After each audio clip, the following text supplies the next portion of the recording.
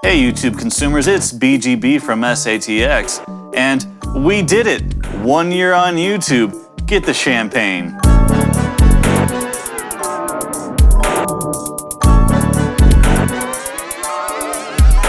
Pat yourself on the back. We did a great job, guys. Really, I'm really proud of this. I know I'm having fun, but I'm really proud of it. All right, let's talk numbers. 1 year ago tomorrow, because I'm recording this the day before, I uploaded my cover of Radiohead's Karma Police, April 30th, 2020. And right now it's sitting at a beautiful 180 views. I'm gonna pat myself on the back for that. And now, zooming over to channel analytics, switching it to lifetime, I am now sitting at 179 subscribers. I have a total of 18,845 views and a total of 1.4 thousand watch time hours. Yeah, it feels good. That means that the 180 views on my Karma Police constitutes almost exactly 1% of my total views. And I've only done like 23 videos. Here are the videos from my end. I'm probably gonna delete this short asking for an AMA. I only got one response, and that response means the world. Thank you, Scotty G. But I got 23 videos here, 25 if you include the ones I left private. One was for family, and the other one was a anniversary present for my wife. My wife's amazing, by the way. Yeah, this is gonna be just a kind of a quick review on how we got here. I know that these numbers aren't amazing. Some people go way further in their first year, but I know a lot of people don't get this far in their first year. To be completely honest, in the grand scheme of it, I have no clue where this sits for a first year accomplishment. Is this good? Is this bad? I don't know, but I know this is a lot of work, and I'm really proud of what I have here. I know it's not the most amazing thing, but it's mine, and it's fun to just look at all these videos and thumbnails I did. It makes it look like I might have known what I was doing, right? Quick moment for thank yous. I want to thank everybody who's subscribed to my channel. I can't tell you how much it means. I never really thought I would do this YouTube thing. I always liked watching YouTubers. I have a lot of YouTubers I really enjoy watching. Guys like Quentin Reviews or Ad and Neely are kind of big up there. Lindsay Ellis, Andrew Wong, Ben Gordon's a new one. No, wait. Ben Jordan's a new one. And on top of that, I also really want to thank people who have been so cool about either sharing my content or allowing me to share my content on their platforms. Stay K Cabaret was a huge motivation boost when they really shared my earlier music video stuff. Even though I kind of moved away from that, it was nice to know that someone was watching and helping me get out there. The next big one for me has definitely got to be the Pedal Boards of Doom Facebook group.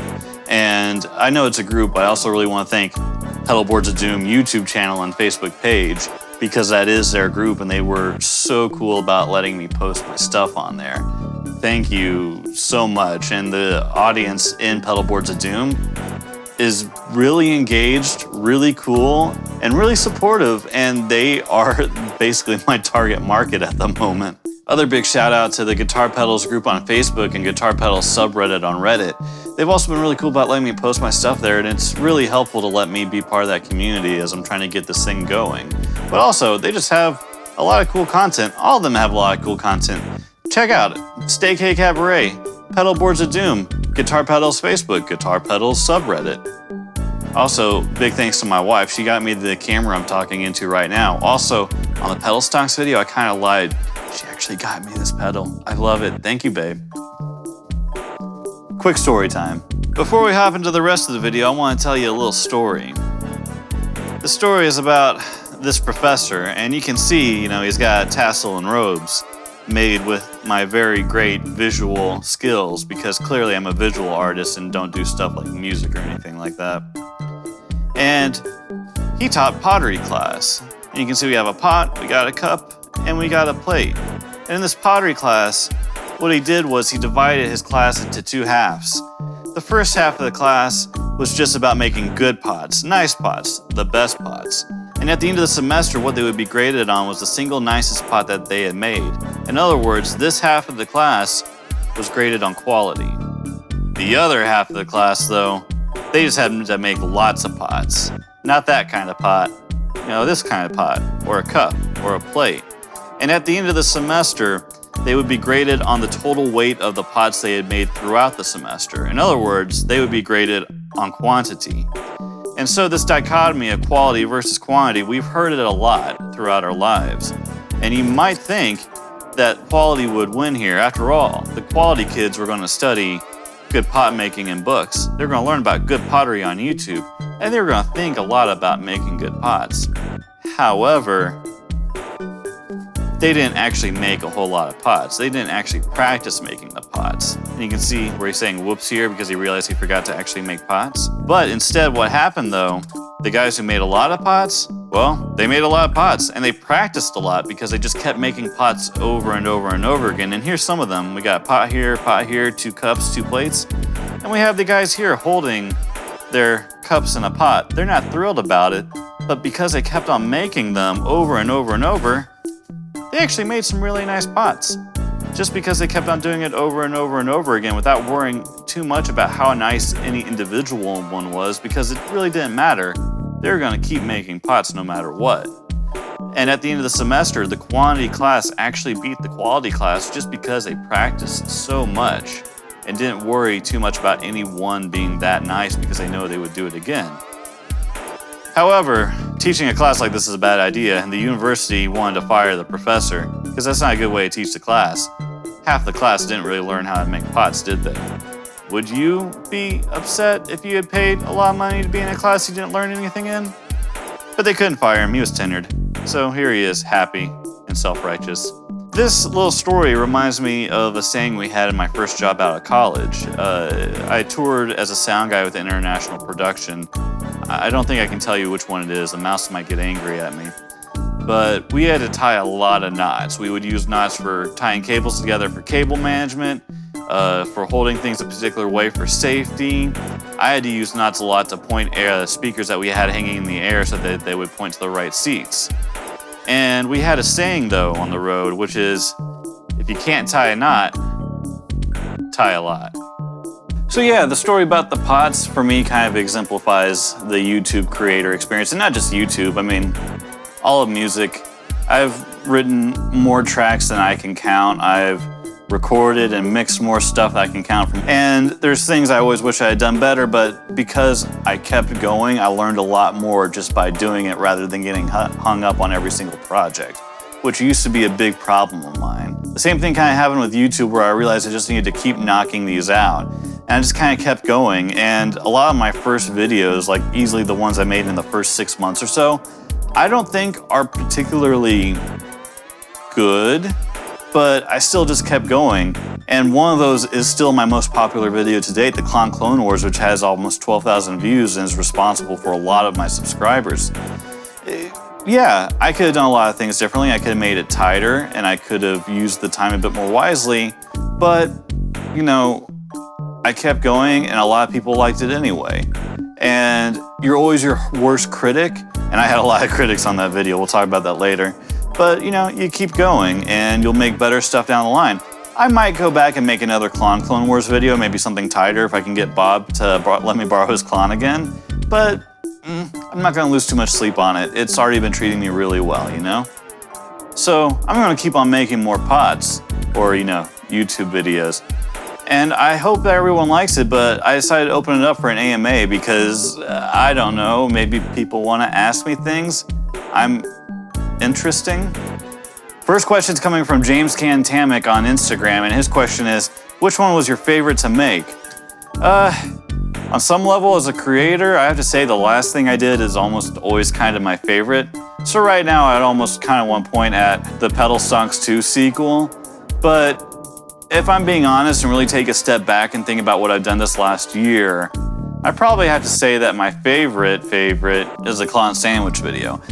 And I say that because it was kind of the first video after having already done a number where I took a step back and thought about what exactly do I want to do? And I wanted to make something much more cohesive than the stuff I had been making. And I really incorporated the imagery of not just Alf in there, but also the sandwich. I got a lot of B-stock from Pexels. I actually recorded myself making a sandwich, recorded myself cutting the sandwich and using the audio for ASMR stuff, and me eating the sandwich, and I kind of kept the jokes sandwich related. As a result, it felt very cohesive in a way I don't think I've really done since then. So yeah, that might be my favorite one from this year, I think. Maybe, perhaps. Also, Knobs commented on it. Knobs. The Knobs commented on it. Oh man, if you haven't seen Knobs, you need to check out his channel. I don't even know how to explain it. He's a wonderful artist. Like, the sounds he makes are amazing, but his videos are super cool. If I had to explain it really quick, imagine Wes Anderson decided to start directing pedal review videos, and then you have Knobs. And it's awesome.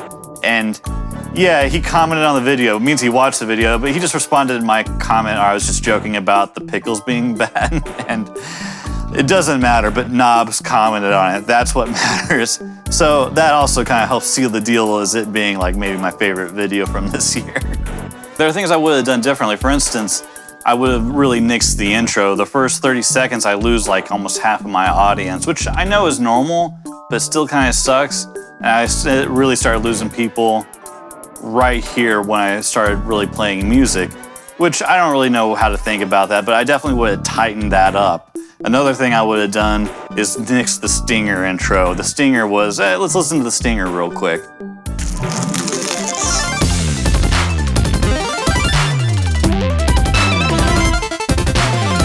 Yeah, I put that in a lot of my videos. I thought it'd be kind of like my calling card, like opening to my videos, except I realized that while I really liked it, a lot of people didn't, and they just thought it was a good time to check out. And to keep them, I needed to not have that. And I also needed to have shorter intros or get to the point of the video a lot sooner if I really wanted to retain people. So I've gotten a lot better at that. But once you get past that, yeah, this video might have been my best one. Next question's from Firstborn TV on Twitter. What made you want to take it to the internet? What are your goals for the second year? And so this is kind of a weird question because I've always been on the internet. I've had tracks that I made in high school on MySpace in 2005, and I've had it on different platforms since then, up to my latest SoundCloud, Gershwin and Fire SATX, which focused on music for theatrical productions, film and music, etc.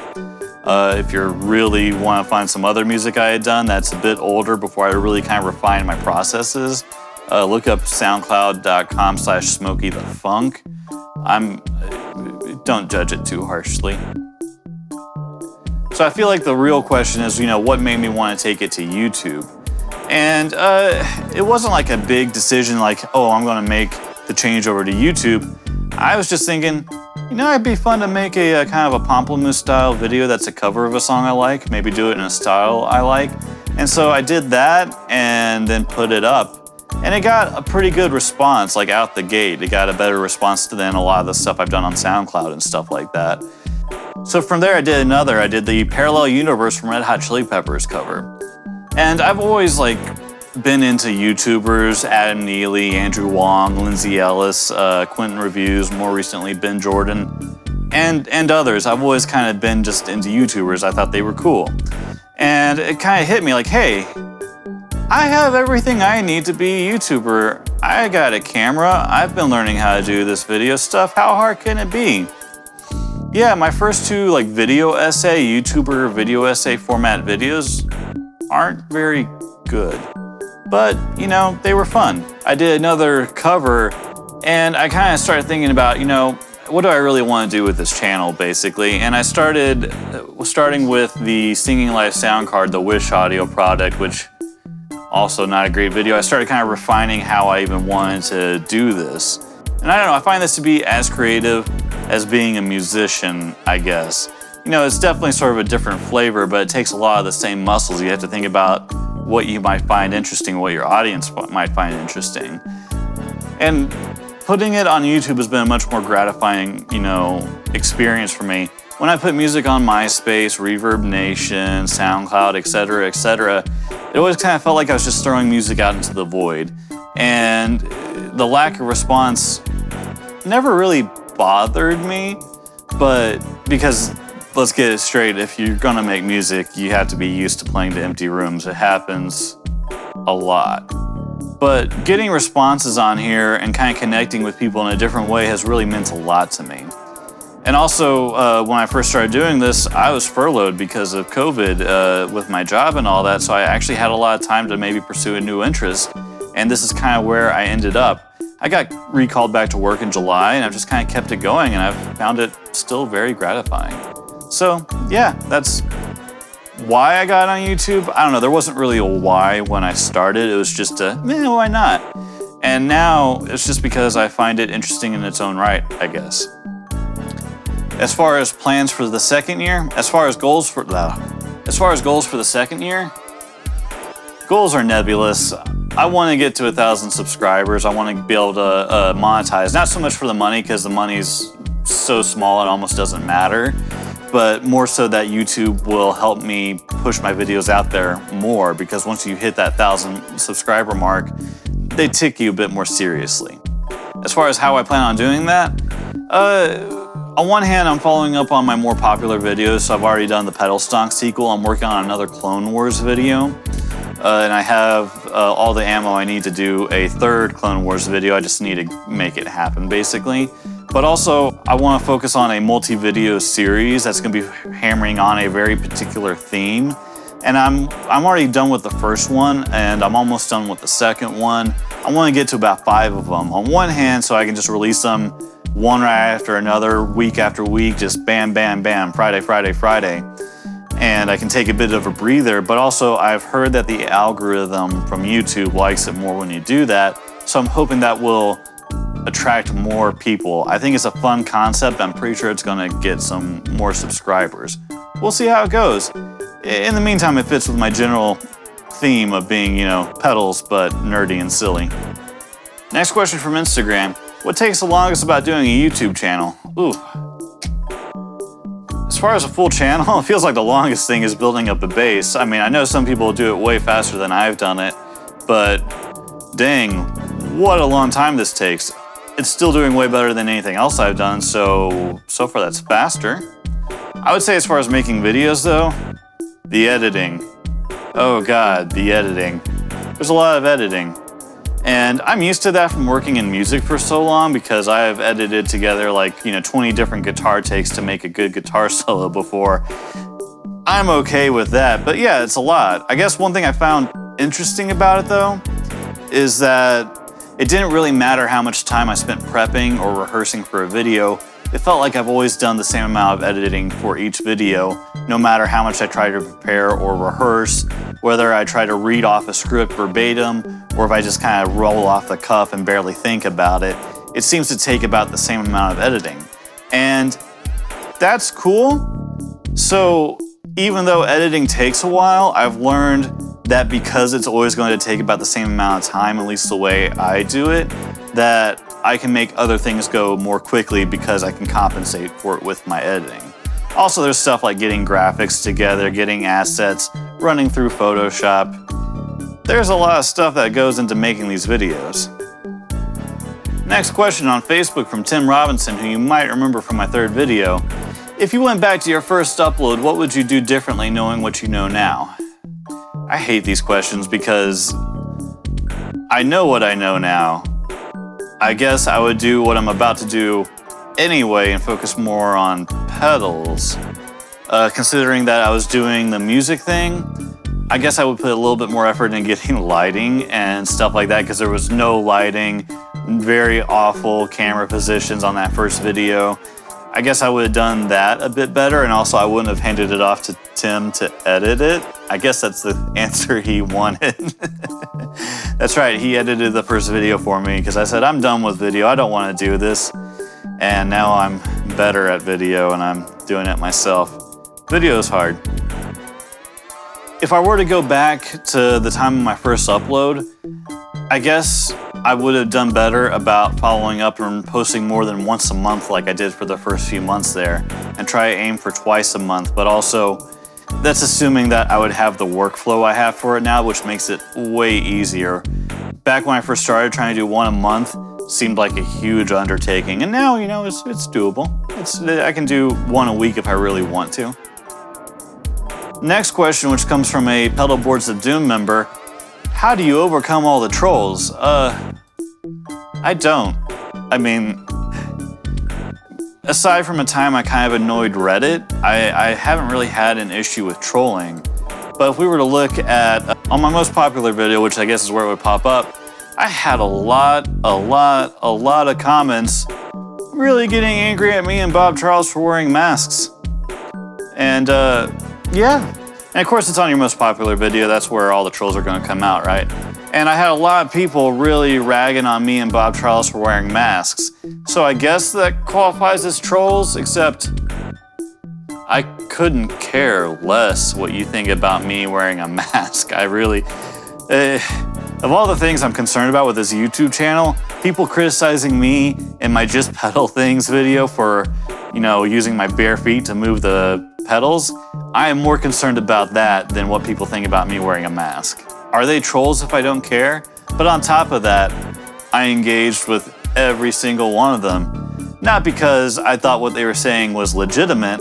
The way the YouTube algorithm works, all YouTube sees is that you're commenting on my video. And if you want to argue with me about wearing masks, please do it, because it tells YouTube you're engaging with my content, and then it will show my content to more people to then get me more views and more watch time, and then maybe more comments where people can tell me how dumb I am for wearing a mask, where I'll then again engage, get them to comment more, and then YouTube will share my video more. Yeah, my technique for trolls is come on in. I'm ready for it. Let's do it. The last question comes from Scotty G, the only person to comment on the YouTube short issuing the AMA. So thanks, Scotty. You're an angel. But hey, you should also check out Scotty G's channel. He does a lot of great videos talking about gear. He's really good at playing, and he does some great covers. Totally. Check it out. Give him a subscribe. Give him a like. Give him a comment. Tell him BGB sent ya.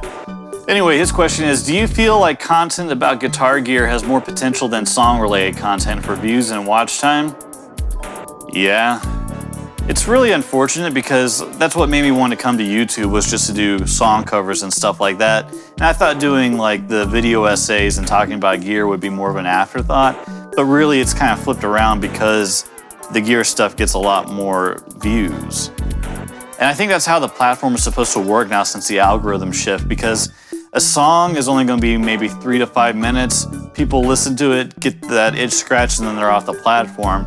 Meanwhile, stuff about gear or products, that's going to, on one hand, be longer content, but also someone looking up a particular product is more likely to watch multiple videos and get more time on the platform so YouTube can advertise at them more.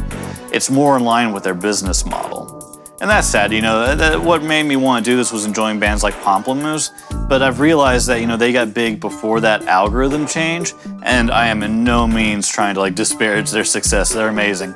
But doing music and stuff like that, I think made more sense than the old system when your average video was only 3 to 5 minutes long, and they were more about views than they were about watch time. So yeah, that worked for them then, and now YouTube seems to be less friendly to bands and indie artists. If you ask me, I could be wrong. I'm wrong about a lot of things.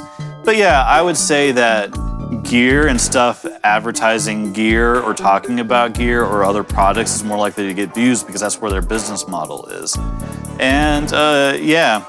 That basically means that until we hit that 1,000 subscribers, buddy Scotty G, we are basically just giving corporations free advertising. Yeah, that's kind of the reality of being a small-time YouTuber, isn't it? Well, thanks again, everybody, for every subscriber, for every share, for every like, for every comment. Thanks to Stay K Cabaret, Pedalboards of Doom group, and the page and the YouTube channel, the Guitar Pedals group on Facebook, Guitar Pedals subreddit. Thanks to my awesome wife for the camera and everything else. And yeah, thank you. More videos coming soon. Hope you like it. Do the subscribe thing, or you know, have a coffee. Take it easy. Thanks. Hello? Hey babe, how you doing? I'm good. Cool. I'm leaving right now. I'm actually, So hungry. I'm sorry, I'm actually in the middle of filming right now, so I haven't worked on dinner or anything yet. I'm just gonna make myself like maybe like a sandwich or a waffle or something. Well, Yeah, I was just kind of making like a peanut butter and jelly with banana sandwich. okay, I'll figure something out when I get to it. You may want to try some. Wait, what? You may want to try some of those veggie nuggets I got. Yeah, I was just gonna have like a smorgasbord with stuff. I like it. Finger food galore. Yeah. All right, when you make that PB&J, you gotta try that raspberry preserve. It just takes it to a whole other level. All right. Okay. I love you, babe. I'm gonna keep working on this. Okay, love you. All right. Bye, darling.